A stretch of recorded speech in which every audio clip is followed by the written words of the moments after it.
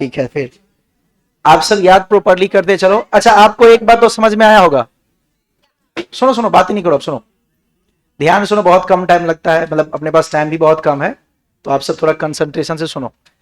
कोशिश किया करो कि जो आप पढ़ते हो ना आपको यही याद हो जाए, समझे? याद हो जाता है, घर जाके रिवीजन नहीं करते हो तो भूलते हो। देखिए, सबसे पहली बात, बार बार कट क्यों रहा है?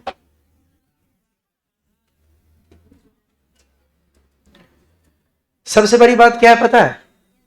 देखो, कोई भी चीज सीखना बड़ी बात नहीं है।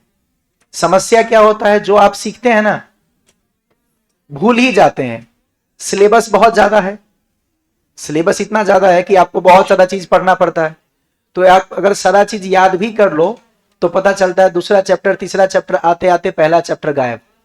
यही होता है ना। तो इसका एक ही तरीका है, मैं कई बार आपको बोलता हूं, इसका सिर्फ एक तरीका क्या है पता है? हर दिन आप सोने से पहले एक बार कॉपी को रीड कर लो। आसान काम है। ए,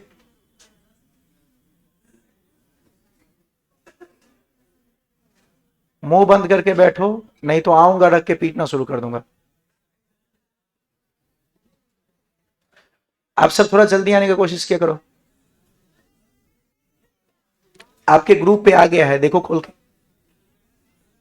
सारा चीज आपके पास पहुंच जाएगा। सुनो, ओए आपको एक चीज और बताता हूं, आपके असाइनमेंट का होमवर्क कैसे करना है, ध्यान सुनो। आपके ग्रुप पे ना आपको क्वेश्चन मिल जाएगा, जो ऑनलाइन बच्चे हैं उनको ऐप पे आ जाएगा क्वेश्चन, ठीक है? जितना भी, सबसे पहली बात कि उसमें जितना भी लघु उत्तरीय या दीर्घ उत्तरीय क्वेश्चन है वो सारा मैं आपको करवा ही रहा हूं। आपने देखा मैं जो पढ़ा रहा हूं उसमें सारा चीज कवर करता जा रहा हूं। आपको क्या करना है, सिर्फ वहां से क्वेश्चन पिक करके एक बार खुद से अगर आप उसको लिख लोगे असाइनमेंट के रूप में, या तो व्हाइट पेपर पे जो A4 पेपर है उस पे चैप्टर वाइज बना लो, या आप एक अलग से कॉपी बना लीजिए असाइनमेंट का, समझे? सबसे बेस्ट रहेगा। वहां से आपको क्वेश्चन देखना है और उसको लिखते जाना है। आपको उसमें ऑब्जेक्टिव भी दिया गया है, जो क्वेश्चन आपसे नहीं बनेगा उसको मैं एक बार डिस्कस भी कर दूंगा और ऑब्जेक्टिव में सारा आपको टिक भी लगवा दूंगा, लेकिन एक बार ट्राई आप खुद से करोगे, ठीक है? इसके बाद ऑब्जेक्टिव का भी आंसर आपको मिल जाएगा और उसको मैं क्लास में भी सॉल्व करवा दूंगा, है ना? तो डबल फायदा हो जाएगा, क्योंकि जितना ज्यादा आप चीजों को बार बार पढ़ोगे ना आपको उतना दिन तक याद रहेगा, है ना?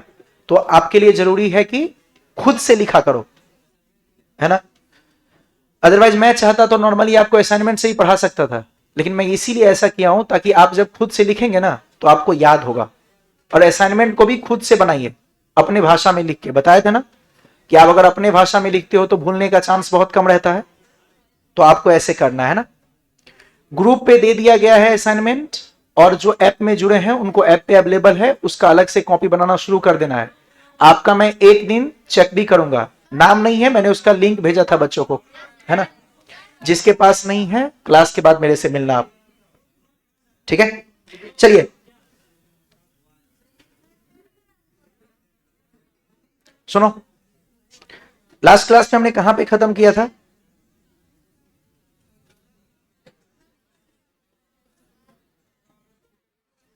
तुम सब यार बहुत लेट आते हो, इतना लेट आओगे मैं बाहर कर दूंगा। नहीं, कोई छुट्टी लेट दे उससे मुझे कोई मतलब नहीं है। 10 तक का आपको टाइम दिया जाता है, 10 के बाद मैं बाहर करवाना शुरू कर दूंगा। गधा से। चलिए देखिए, ओए सुनो इधर, पिछले क्लास का थोड़ा आपको रिकैप करवाता हूं, ध्यान देना।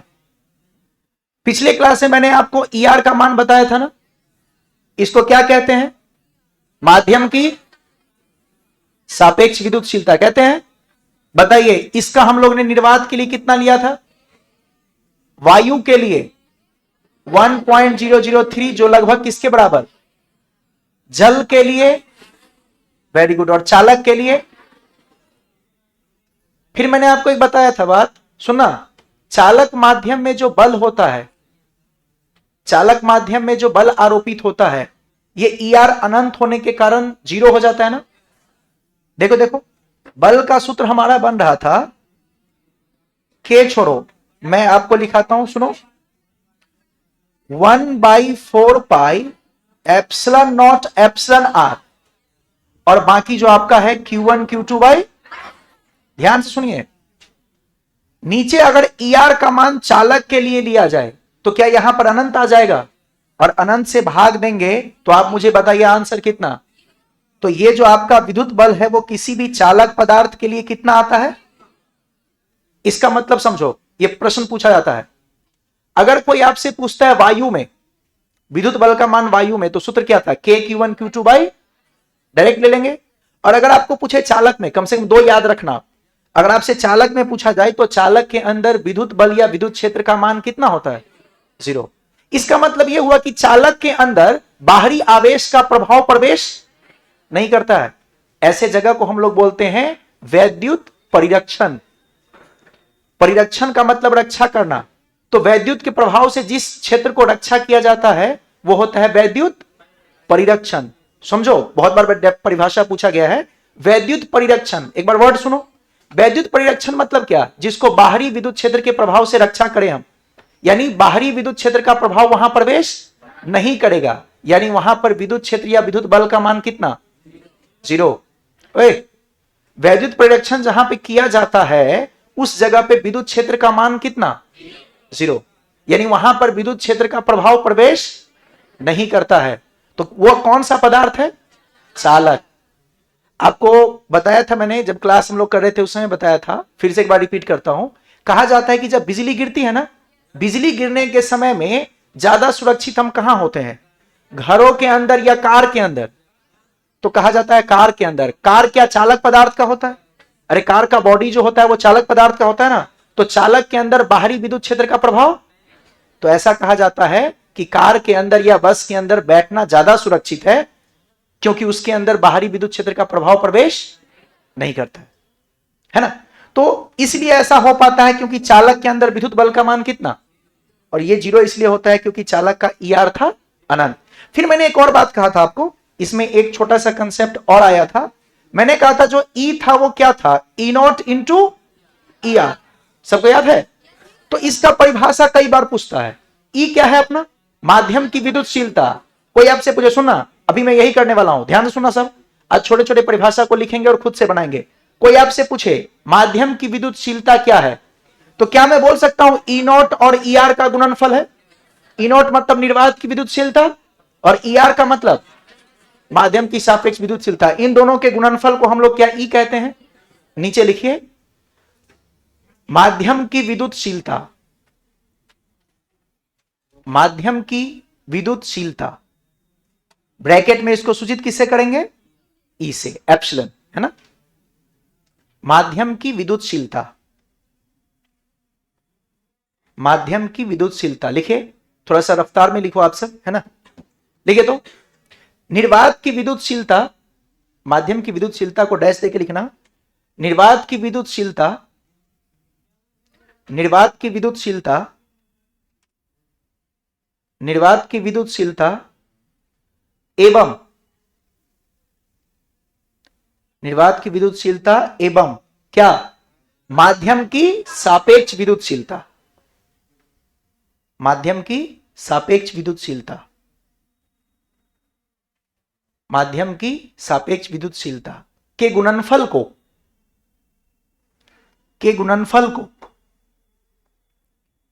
के गुणनफल को माध्यम की विद्युतशीलता कहते हैं। के गुणनफल को माध्यम की विद्युतशीलता कहते हैं। के गुणनफल को माध्यम की विद्युतशीलता कहते हैं। अच्छा एक चीज और देखो तो, इसी सूत्र को ध्यान से देखना। क्या यहां पर आप ER का मान मुझे बता सकते हो, इसको देख के ER का मान क्या बन जाएगा, E बटे, क्या इसको भी परिभाषा बना सकते हैं। अगला हेडिंग डालेंगे, माध्यम की सापेक्ष विद्युतशीलता। अगला हेडिंग, माध्यम की सापेक्ष विद्युतशीलता। माध्यम की सापेक्ष विद्युतशीलता, ब्रैकेट में ER लिखिए, माध्यम की सापेक्ष विद्युतशीलता। माध्यम की सापेक्ष विद्युतशीलता, ब्रैकेट में क्या लिखोगे, ER। क्या होगा परिभाषा, यहां से देख के बताओ। माध्यम की विद्युतशीलता एवं निर्वात की विद्युतशीलता के अनुपात को क्या कहते हैं? वेरी गुड, लिखिए लिखिए, माध्यम की विद्युतशीलता, लिखो फटाफट। माध्यम की विद्युतशीलता, माध्यम की विद्युतशीलता एवं निर्वात की विद्युतशीलता, माध्यम की विद्युतशीलता एवं निर्वात की विद्युतशीलता के अनुपात को, माध्यम की विद्युतशीलता एवं निर्वात की विद्युतशीलता के अनुपात को क्या कहते हैं? माध्यम की सापेक्ष विद्युतशीलता कहते हैं। माध्यम की सापेक्ष विद्युतशीलता कहते हैं। और ये फॉर्मूला नीचे लिख लीजिएगा, ई आर बराबर ई बटे ई नॉट। तो छोटा सा कंसेप्ट है, कई बार पूछ देता है, आपको दिमाग में रखना है, सबका मान भी और परिभाषा भी। अगर पूछेगा तो 2 मार्क में आपसे पूछ सकता है। ये नीचे लिख लीजिएगा, ई आर बराबर क्या? ई बटे ई नॉट। एप्सिलॉन आर बराबर एप्सिलॉन बटे एप्सिलॉन नॉट। चलेगा? ओए, इसे मैंने एक और आपको फॉर्मूला बताया था, जस्ट उसका एक छोटा सा क्वेश्चन आपको देना चाहूंगा। हर बच्चे को याद है? देखो तो, मैंने बताया था जो माध्यम में बल लगता है वो किसके बराबर होता है? वायु में आरोपित बल बटे, आप मुझे ही बताओ, माध्यम में बल जब लगता है तो वायु से अधिक बल होता है या कम? सोच के बताओ, ये फॉर्मूला देख के। अगर वायु में बल जितना है उससे ज्यादा होगा माध्यम का बल या कम? कम। देखो ना, किसी चीज से भाग हो रहा है ना, तो यहां पर क्या होता है, आप याद रखेंगे, निर्वात या वायु में बल का मान अधिक होता है, जबकि कोई माध्यम आ जाए तो बल का मान कम हो जाता है। यस और नो? तो इसी पे मैं आपको एक छोटा सा क्वेश्चन दे रहा हूं, कई बार ऑब्जेक्टिव में दिया जाता है, तो आप कीजिए खुद से। लिखे तो, यदि किसी माध्यम का, क्वेश्चन लिख लीजिए एक छोटा सा, यदि किसी माध्यम का सापेक्ष विद्युतशीलता 5 है, यदि किसी माध्यम का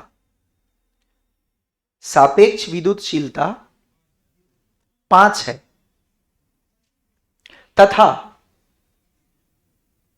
तथा उस माध्यम में आवेश पर आरोपित बल, तथा उस माध्यम में आवेश पर आरोपित बल, तथा उस माध्यम में आवेश पर आरोपित बल 40 न्यूटन है। वहां पर जो 2 आवेश हैं उनके बीच में कितना बल लग रहा है? तो वायु में कितना बल आरोपित होगा? तो वायु में उस आवेश पर कितना बल आरोपित होगा? आपको इस फॉर्मूला का इस्तेमाल करना होगा, है ना?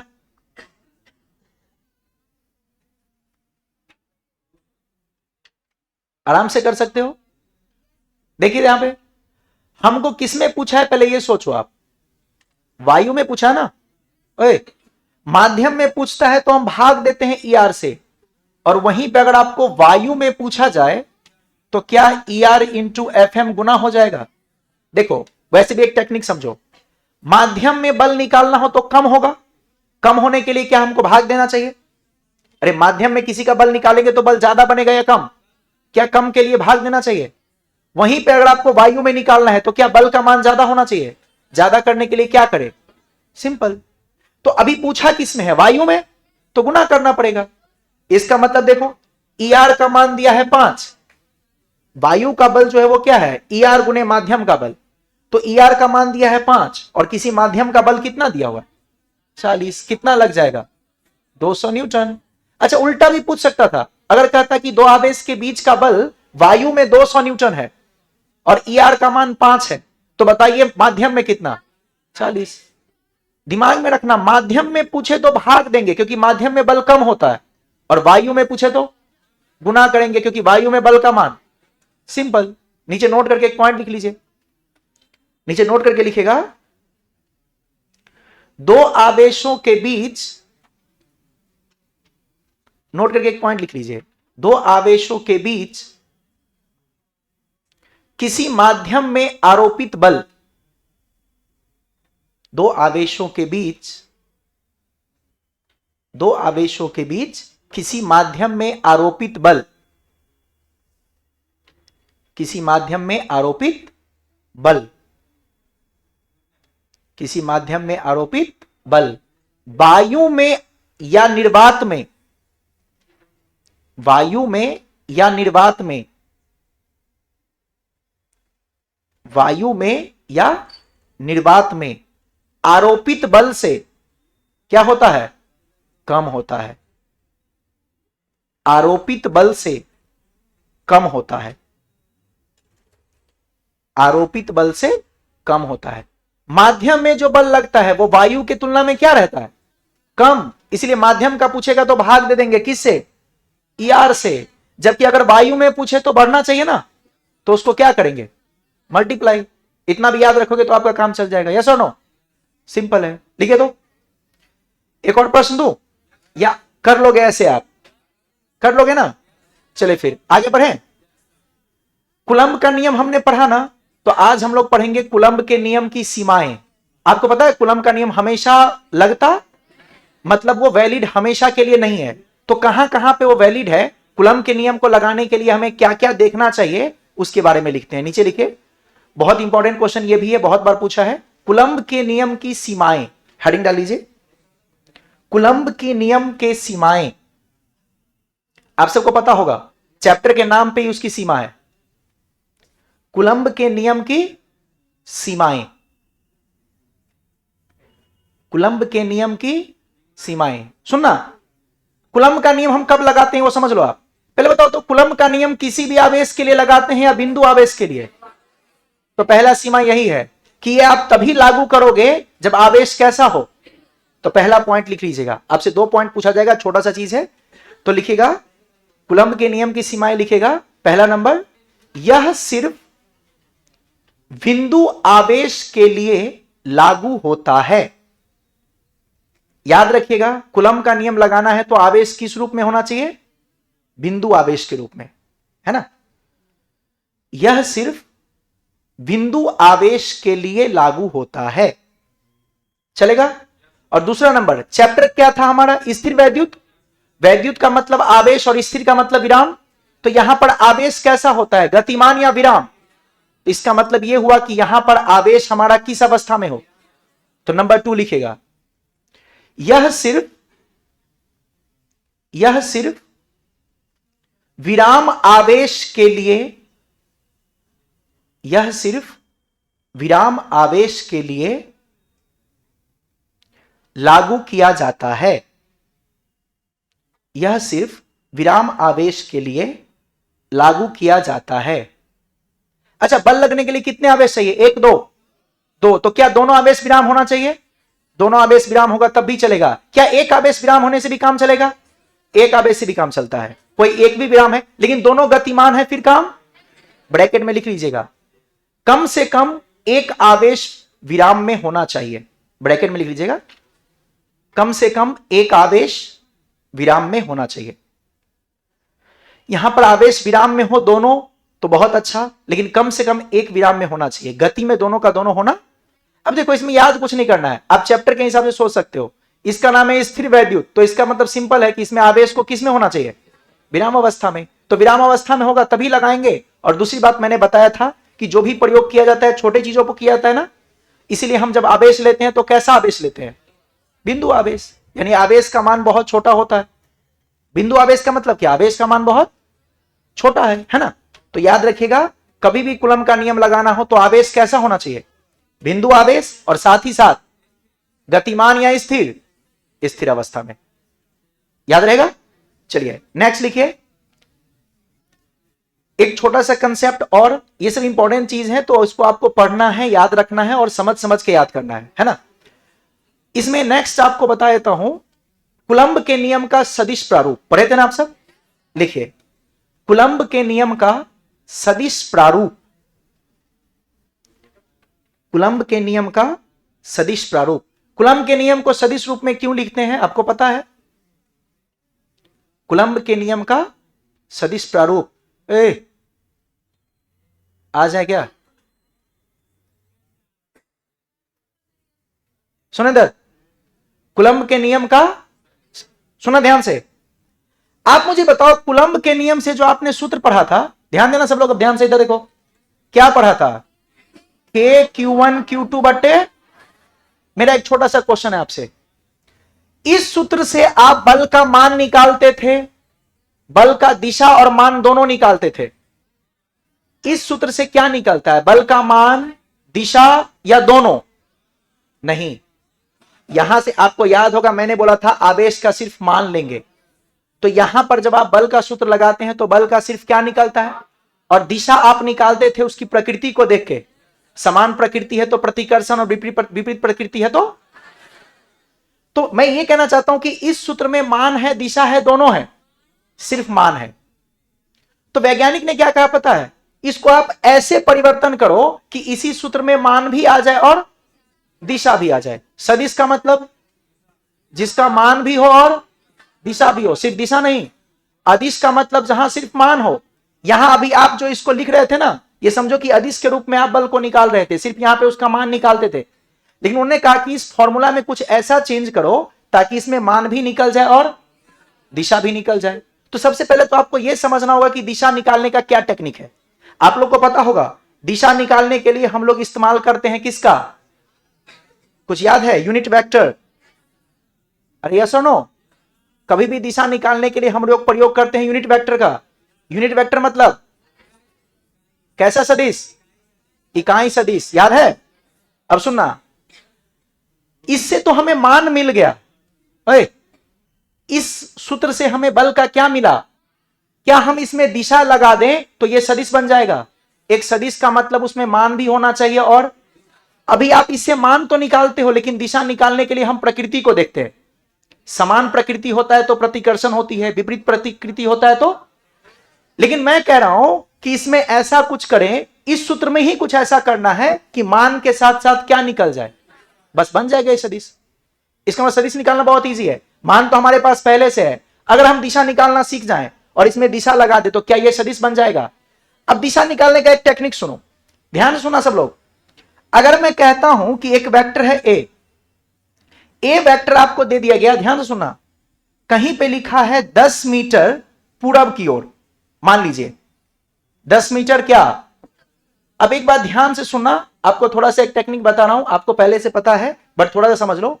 इसमें 10 मीटर क्या है? 10 मीटर क्या है? परिमाण।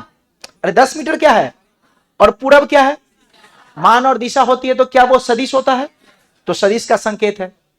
लेकिन मैं अगर आपको कहूं कि मुझे सिर्फ दिशा चाहिए, मुझे सिर्फ क्या निकालना है? अब टेक्निक सुनना, अगर आपको सिर्फ दिशा निकालना है तो अगर मैं कहूं कि ये सदिश पूरा का पूरा लिख लो, पूरा का पूरा क्या लिख लो, और उसको अपने ही मान से भाग दे दो।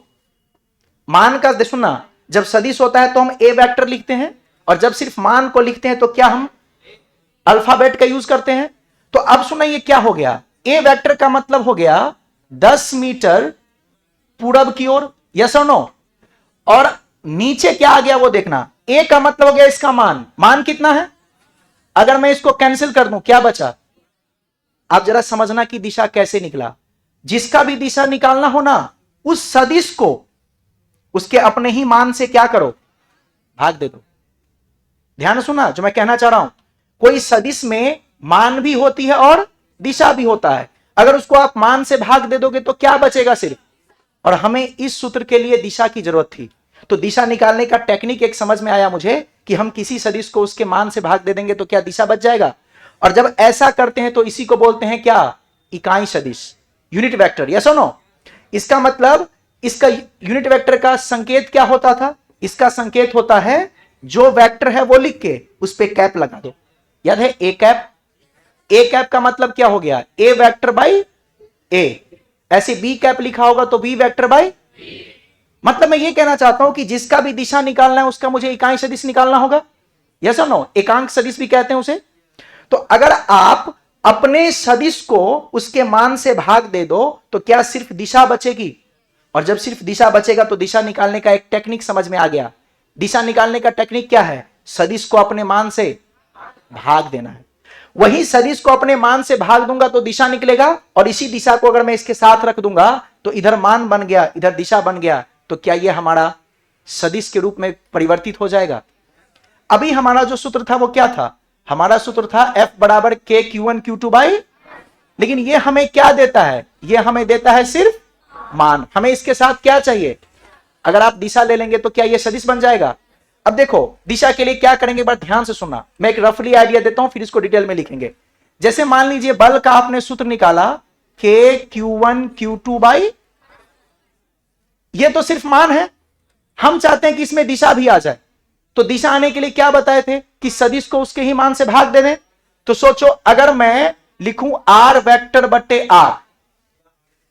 R वेक्टर बटे, ये हमें मान को बताता है, यस और नो, और ये हमें क्या दे रहा है, ये आपको बता रहा है दिशा। बोलो क्या मान और दिशा दोनों आ गया तो ये अब सदिश बन गया। ऐसे तो इसको सदिश में परिवर्तित करेंगे, इसको लिखेंगे डिटेल में, लेकिन आप फंडा समझे, किसी का भी दिशा निकालना हो तो उस सदिश को उसके अपने ही मान से, मान कट जाएगा, सिर्फ क्या बचेगा, और मान तो हमें पहले से पता था, मान और दिशा दोनों आ गई तो क्या वो कूलम का नियम अब सदिश के रूप में परिवर्तित हो गया। इसी को बोलते हैं कूलम के नियम का सदिश प्रारूप। लिखेंगे पूरे डिटेल में कि कैसे क्या करना है, बट आपको समझना है कंसेप्ट कि कैसे सदिश के रूप में परिवर्तित किया जाता है। सदिश में लाने का एक ही मतलब होता है, हमें मान भी मिल जाए, और अगर ऐसा हो गया तो आपका यह सदिश के रूप में परिवर्तित हो जाएगा। क्लियर। तो नीचे लिखिए, इसको थोड़ा डिटेल में लिखवा देता हूं प्रॉपर तरीके से। लिखिए माना कि दो आवेश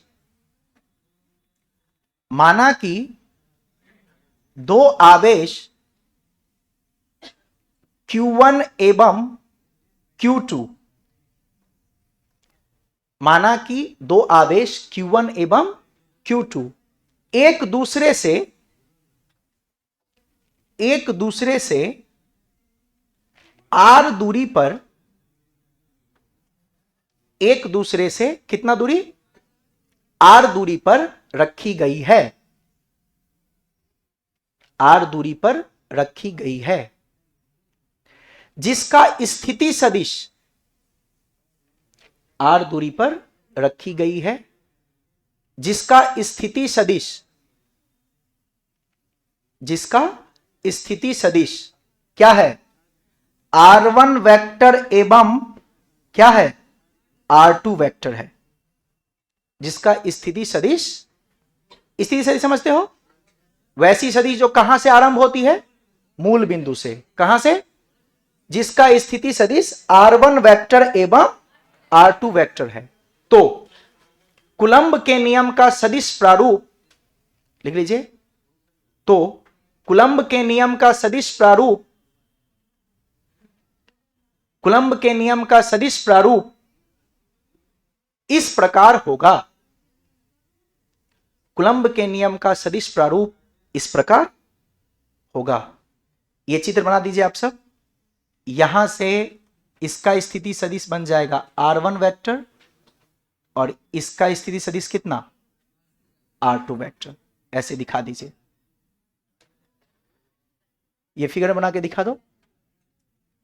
दो आवेश है Q1 और Q2, दोनों के बीच की दूरी कितनी, R, इसका मूल बिंदु से एक का स्थिति सदिश है R1 और एक का है R2। ऐसे फिगर में आपको बना लेना है।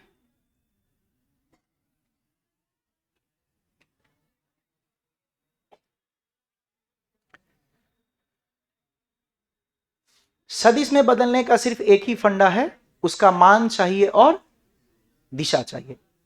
मान हमें पहले से पता है, दिशा का जुगाड़ हो गया तो बन जाएगा वो सदिश।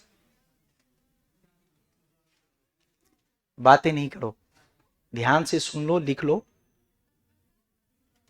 ट्राई करो कि आप यहां पे ही सारा कुछ कर लो। मान का वैल्यू तो पता है आपको, कैसे निकालते हैं मान, K Q1 Q2 बटे, सिर्फ दिशा ही चाहिए ना। चलिए लिख लिया सबने, ओए इधर देखो तो, मैं लिख रहा हूं, मैं दूसरे आवेश पर बल निकालना चाहता हूं। मान लो कि ये दोनों धनात्मक आवेश है, यानी समान प्रकृति का है, तो क्या ये इसको प्रतिकर्षण बल लगाएगा। इस बल का नाम क्या होगा, F21। अरे एफ भी लिख सकते हैं, लेकिन मैं यहां लिख रहा हूं F2। अरे F21 का मतलब हो गया किस पे बल लगा? 2 पे। किसने लगाया? 1 ने। F2 का मतलब किस पर बल? दूसरे आवेश पर बल। किसके द्वारा? पहले आवेश के द्वारा। क्या बन जाएगा? पहले तो हम इसका मान लिख लेते हैं। मान क्या होगा? K Q1 Q2 बट्टे, वेरी गुड, यस और नो। इसके बाद बचा क्या? इसकी दिशा। क्या दिशा आर के दिशा में ही होगा? अरे चाहे ऊपर हो या नीचे हो, लेकिन दिशा तो आर के दिशा में ही होगा। तो आर का दिशा का मतलब आर वेक्टर अपॉन ये मान और ये। तो क्या ये सदिश के रूप में परिवर्तित हो गया? अब इसको अगर हल करोगे तो देखो क्या बन जाएगा। K Q1 Q2 बट्टे आर, 3 आ गया नीचे ना, आर क्यूब, और साथ में कौन बचा? R vector. अब एक लास्ट बात सुनना, सुना, क्या ये बल की दिशा इधर की ओर है और इधर की ओर होती है तो हम इसको लिखते हैं आर, इसको लिखते हैं जब इस तरफ होती है ना, इस तरफ आपका आर लग रहा है ना, तो कहां से कहां जा रहा है? 1 से 2 की ओर, तो इसको लिखते हैं 1 और इसको लिखते हैं, यानी हम चाहे तो इस आर सदिश को लिख सकते हैं R1 2, और यही हो जाएगा आपका बल किस पर? 2 पर। किसके कारण? बस कहानी खत्म। यही आपका हो गया सदिश प्रारूप। यानी सदिश प्रारूप जब बनता है तो नीचे आर का पावर स्क्वायर रहता है या क्यूब? तो सदिश प्रारूप में यह ध्यान रखिएगा, K Q1 Q2 are cube और साथ में आर वेक्टर। आर वेक्टर की दिशा इधर की ओर है, तो इधर की ओर 1 से 2 की ओर है, तो मैंने क्या लिख दिया? R1 2। यस और नो? बढ़ाइए। तो सदिश प्रारूप में बोलेगा, 2 मार्क्स में पूछता है, आसानी से आप लिख सकते हो, है ना। पहले मान लिख लीजिए, फिर दिशा लिख दीजिए। यह आपका दिशा है, यह आपका मान है। अभी पढ़े थे कि दिशा किसी का निकालना हो तो उस सदिश को अपने मान से ही भाग दे देंगे।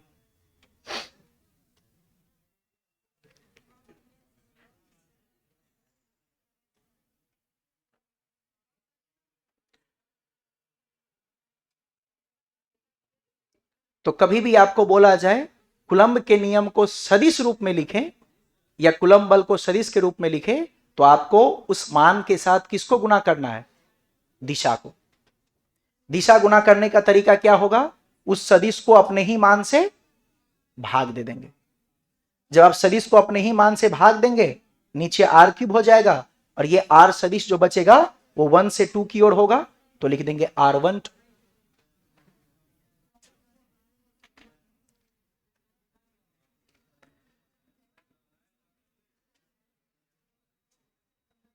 चलेगा?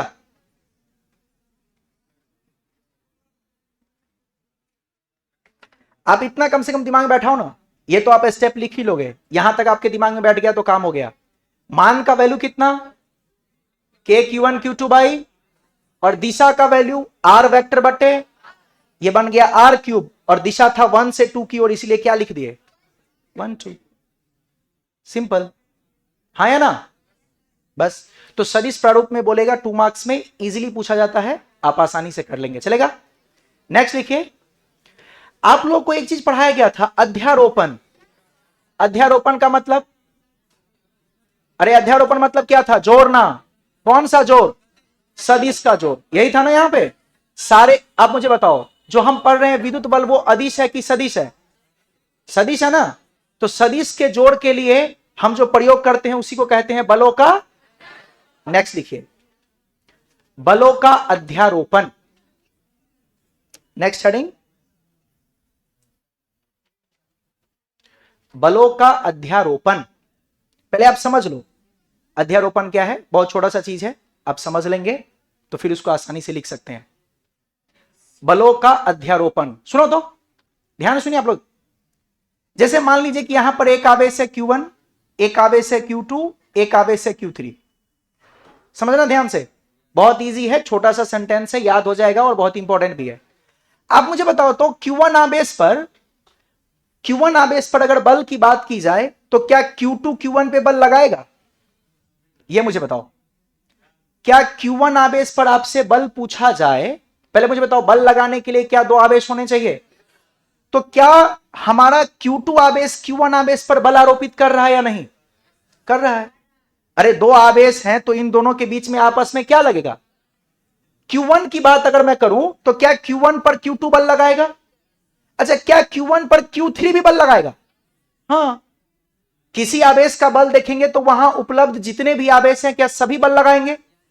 किसी आवेश पर बल क्या होता है? कोई एक आवेश आप रखते हो तो उसके आसपास में जितने आवेश हैं, चाहे 2 4 10 20 50 100 जितना भी हो, क्या सब के सब बल लगाते हैं? अब अगर मैं कहूं कि 1 आवेश पर बताओ कौन बल लगाएगा, तो 2 भी लगाएगा। और अब ये बताओ, ये बल जो लगाएगा ये बल सदिश की अदिश? सदिश। तो अगर आपको परिणामी बल निकालना होगा, यानी अगर आपको कुल बल निकालना है, तो कुल बल निकालने के लिए क्या करना पड़ेगा? क्या सभी बलों को जोड़ना पड़ेगा? लेकिन ये साधारण जोड़ है या सदिश का जोड़ है? सदिश का जोड़ है। अब सुनना, किसी निकाय में, निकाय समझते हो, बहुत सारा आवेश जहां पे हो, कोई सिस्टम, तो किसी निकाय में अगर बहुत सारा आवेश उपलब्ध है तो किसी एक आवेश का अगर बल देखा जाए तो क्या उस आवेश पर बहुत सारा बल लगेगा? और जितना बल लगेगा उसका सदिश योग कर देंगे तो क्या परिणामी बल निकल जाएगा? और जो परिणामी बल निकलेगा सदिश योग करने से, वही कहलाता है बलों का अध्यारोपण। का मतलब हुआ जितना बल लग रहा है सबको क्या करो? जोड़ दो। That's it. किसी आवेश पर जितने भी बल लग रहे हैं सभी बलों को क्या करो? लेकिन कैसा जोड़? साधारण यानी अदिश का जोड़ या सदिश का जोड़? बस यहां पर इतना ही फर्क है कि यह कहेगा आपको बल एक सदिश राशि है तो आप जो भी जोड़ लगाओगे वो सदिश का जोड़ होगा। यानी एक बल पर मान लीजिए 10 बल लग रहे हैं, यानी एक कोई आवेश है उस पर 10 बल लग रहा है, तो हम 10 बलों को जोड़ेंगे, लेकिन सभी को जोड़ेंगे किस सिद्धांत से? अदिश या सदिश? इसी को बोलते हैं बलों का, यानी बलों का अध्यारोपण। मतलब क्या हुआ? बलों को किस रूप में जोड़ना, खत्म। तो सदिश के रूप में जब जोड़ेंगे तो सुनना, अगर मैं कहूं किसी का परिणामी बल यानी नेट फोर्स, तो क्या वो पहला बल, दूसरा बल, ऐसे जितने बल होंगे सबको जोड़ देंगे? और क्या सदिश के रूप में जोड़ेंगे? तो इसी को तो मैं कह रहा हूं कि इसी को बोलते हैं बलों का अध्याय, खत्म। तो बलों का अध्यारोपण होने के लिए क्या मुझे बहुत सारे आवेश चाहिए? तो यही कहा गया कि जब आपके पास बहुल आवेश हो, बहुल आवेश का मतलब एक निकाय में बहुत सारा आवेश हो, तो किसी आवेश पर जो बल लगता है वो सभी बलों के सदिश योग के बराबर होता है। यही सिद्धांत है किसका? अध्यारोपण का। लिखिए, हेडिंग डालिए, बलों का अध्यारोपण या अध्यारोपण का सिद्धांत भी कह सकते हैं, है ना? लिख लिए? लिखिए तो क्या लिखोगे? किसी आवेश पर जो बल होता है वो क्या होता है? किसी आवेश का जो परिणामी बल है वो क्या होता है? बाकी सभी आवेशों द्वारा आरोपित किए गए बलों का सदिश योग। यस और नो? लिखिए, बहुल आवेशों के निकाय में, बहुल आवेशों, लिखिए, बहुल आवेशों के निकाय में, बहुल आवेशों के निकाय में किसी एक आवेश पर आरोपित, किसी एक आवेश पर आरोपित, किसी एक आवेश पर आरोपित परिणामी विद्युत बल, किसी एक आवेश पर आरोपित परिणामी विद्युत बल, किसी एक आवेश पर आरोपित परिणामी विद्युत बल अन्य सभी आवेशों द्वारा, अन्य सभी आवेशों द्वारा, अन्य सभी आवेशों द्वारा आरोपित बलों का, अन्य सभी आवेशों द्वारा आरोपित बलों का, आरोपित बलों का कैसा योग? सदिश योग होता है। आरोपित बलों का सदिश योग होता है, सदिश योग होता है, जिसे बलों का अध्यारोपण कहते हैं, जिसे बलों का अध्यारोपण कहते हैं। एक मिनट, ध्यान से सुनो, इतना लैंग्वेज आपको नहीं जानना है, अपने शब्दों में समझो। किसी एक आवेश पर क्या बहुत सारे अन्य आवेश बल लगाएंगे? उस बल को हम साधारण जोड़ से जोड़ेंगे या सदिश से? उसको सदिश जोड़ करेंगे, वही कहलाता है क्या? बलों का। सिंपल। अब आप मेन कंसेप्ट को, मेन पॉइंट को याद रखना चाहते हो तो आप क्या याद रखोगे किसी आवेश पर अन्य आवेश के कारण जो बल लगता है ना, उसके सदिश योग को ही कहते हैं बलों का। खत्म। यस और नो? नीचे बना दो, एफ नेट बराबर F1 प्लस F2, लेकिन सब में क्या लगा देना, वेक्टर। लिखिए एफ नेट बराबर F1 vector plus F2 vector plus dot dot जितने भी होंगे सबको जोड़ देंगे। कभी भी परिणामी बल निकालना हो अगर किसी आवेश का, तो उसमें हम कौन सा योग करेंगे, सदिश योग। याद रहेगा? नेक्स्ट। अच्छी बताओ, मैंने एक बात कहा था ना, चालक के अंदर विद्युत क्षेत्र का मान 0, या चालक के अंदर विद्युत बल का मान, उसे कहते हैं वैद्युत परिरक्षण, बोले थे ना। अरे वैद्युत के प्रभाव से रक्षा करना, तो वैद्युत, तो अगला हेडिंग डालिए वैद्युत परिरक्षण। वैद्युत परिरक्षण। नेक्स्ट लिखिए वैद्युत परिरक्षण।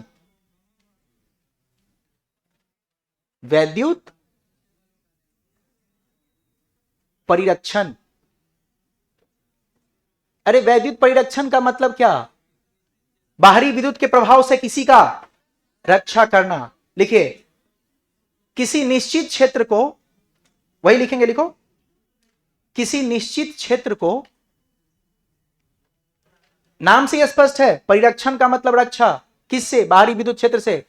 किसी निश्चित क्षेत्र को, लिखिए किसी निश्चित क्षेत्र को बाहरी विद्युत क्षेत्र के प्रभाव से, किसी निश्चित क्षेत्र को बाहरी विद्युत क्षेत्र के प्रभाव से, बाहरी विद्युत क्षेत्र के प्रभाव से बचाने की प्रक्रिया को, बचाने की या रक्षा करने की, है ना, बचाने की प्रक्रिया को क्या कहते हैं, वैद्युत परिरक्षण कहते हैं। वैद्युत परिरक्षण कहते हैं। याद हुआ? रक्षा करना है किससे, बाहरी विद्युत क्षेत्र के प्रभाव से। अगर ऐसा कर पाए तो वो कहलाएगा वैद्युत। आपको बताए थे ना, आपका जो फोन होता है ना, ओए ध्यान दो, फोन में जो मदरबोर्ड होता है ना, उसके ऊपर एक चालक का प्लेट लगा होता है, उसको ढका हुआ रहता है। क्यों? क्योंकि चालक के अंदर बाहरी विद्युत क्षेत्र का प्रभाव, तो वो आपके सर्किट को बचाता है बाहरी विद्युत क्षेत्र के प्रभाव से। इसलिए आपने सुना होगा, कहा जाता है कि जब बारिश होती रहती है या थंडरिंग होता है, तो वो कहा जाता है कि फोन का इस्तेमाल करना नहीं चाहिए। तो आपको रक्षा करने के लिए वहां वैद्युत परिरक्षण किया रहता है, लेकिन तब भी अगर आप बंद कर लेते हो तो वो ज्यादा अच्छा है। चलिए नीचे लिखिए उदाहरण में, बिजली गिरने के समय, एग्जाम्पल लिख लीजिए, कई बार बोलता है कि एग्जाम्पल ही बताने के लिए एक आध। बिजली गिरने के समय, नीचे एग्जाम्पल में, बिजली गिरने के समय बोलो कहां पे रहना ज्यादा सुरक्षित है, पेड़ के नीचे या कार के अंदर। चलो, बिजली गिरने के समय, कुछ बच्चा सोच रहा होगा सर हमारे पास तो कार है ही नहीं, साइकिलें में नहीं घुस जाए, क्या कहते हो सर? ये कार वाला उदाहरण ठीक नहीं लग रहा है। कार नहीं है तो बस में चले जाओ, समझ रहे हो? लिखो बिजली गिरने के समय कार या बस में बैठना, लिख लो बिजली गिरने के समय कार या बस में बैठना, पेड़ के नीचे खड़े होने, कार या बस में बैठना, पेड़ के नीचे खड़े होने,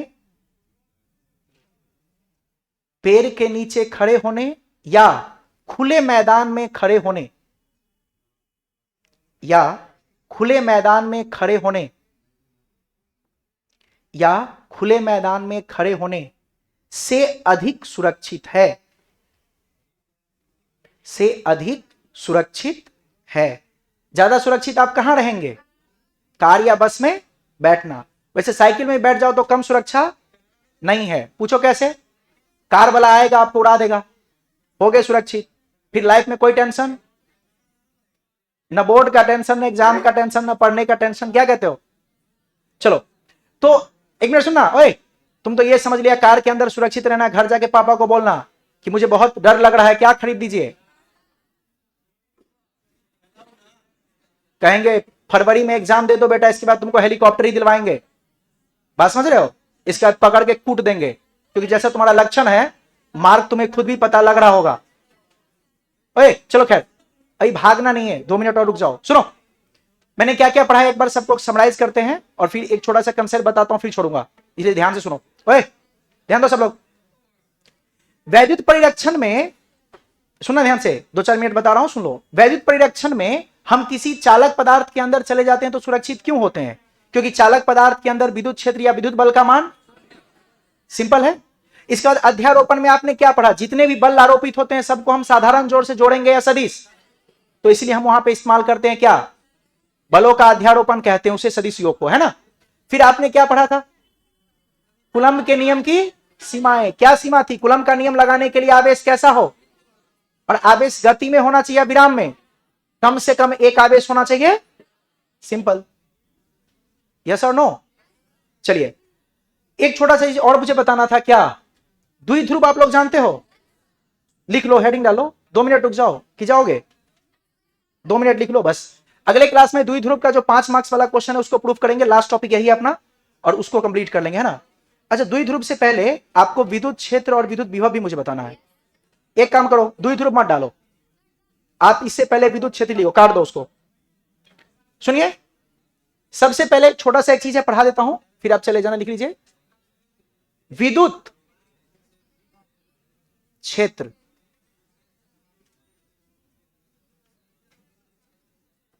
ओए बातें नहीं करो, छोटा सा कंसेप्ट बता रहा हूं, सुन लो बस, है ना। 2 मिनट रुको, सुनिए। विद्युत क्षेत्र क्या पहले समझो। विद्युत का मतलब क्या? आवेश। विद्युत का मतलब क्या? क्षेत्र का मतलब जानते हो? आसपास का रीजन, आसपास का रीजन। अब मुझे बताओ तो, एक आवेश के आसपास, ध्यान सुनना, एक आवेश के आसपास कहीं भी कोई दूसरा आवेश रख दिया जाए तो आप मुझे बताओ क्या यह इस पर बल आरोपित करेगा? 2 आवेश के बीच में बल आरोपित होती है, कहां तक? अनंत तक। अरे बल का प्रभाव कहां तक जाता है? अगर एक आवेश के बगल में कोई, अच्छा मुझे बताओ, एक आवेश अकेला है, दूसरा कोई आवेश नहीं है, अब कोई बल लगेगा? बल लगने के लिए हमें कितने आवेश चाहिए? मान लीजिए एक आवेश के बगल में मैंने एक आवेश रखा, क्यू नॉट, बोलो अब बल आरोपित होगा कि नहीं? अगर मैं इसको यहां नहीं रख के थोड़ा और दूर रख दूं, यहां पे लाके रख दूं, क्या तब भी लगेगा? मैं इसको नीचे कहीं यहां पे रखूं, क्या तब भी लगेगा? इसका मतलब एक आवेश के चारों ओर कहीं भी अगर आप दूसरा आवेश रखते हैं तो उस पर बल आरोपित, और जहां जहां पे 2 आवेशों के बीच में बल आरोपित होगा वो सारा स्पेस, वो सारा रीजन, वो सारा क्षेत्र क्या कहलाएगा? Simple logic. विद्युत क्षेत्र का मतलब होता है आसपास का वो क्षेत्र, आसपास का वो रीजन जिसमें एक आवेश दूसरे आवेश पर बल आरोपित, मान लो कहीं बल आरोपित नहीं हुआ, इसका मतलब वहां विद्युत क्षेत्र है कि नहीं? तो मान लीजिए क्यू ने क्यू नॉट पे एक बल आरोपित किया एफ, तो इसका मतलब यहां पर विद्युत क्षेत्र है। अगर यह बल आरोपित नहीं करेगा तो विद्युत क्षेत्र, तो क्या बनेगा परिभाषा? किसी आवेश के चारों ओर का वह क्षेत्र, समझो, किसी आवेश के चारों ओर का वह क्षेत्र जिसमें एक आवेश दूसरे आवेश पर, उसे कहते हैं विद्युत। लिख लीजिए। तो एक आवेश के चारों तरफ एक क्षेत्र बनती है जहां बल आरोपित होता है, बल आरोपित होता है तो उसे ही बोलते हैं विद्युत। लिखिए, किसी आवेश के, लिखिए फटाफट, किसी आवेश के चारों ओर का वह क्षेत्र, किसी आवेश के चारों ओर का वह क्षेत्र, किसी आवेश के चारों ओर का वह क्षेत्र जिसमें एक आवेश,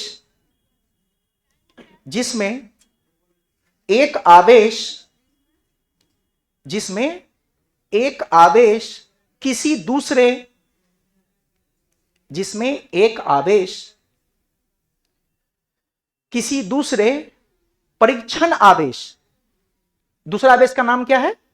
परीक्षण आवेश। एक आवेश किसी दूसरे परीक्षण आवेश पर विद्युत बल आरोपित करता है, किसी दूसरे परीक्षण आवेश पर बल आरोपित करता है।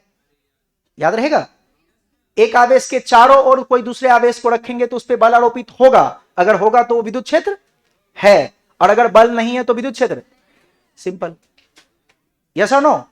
तो याद रखना है, जहां जहां पे बल लगती है वो सब बनता है क्या? विद्युत क्षेत्र।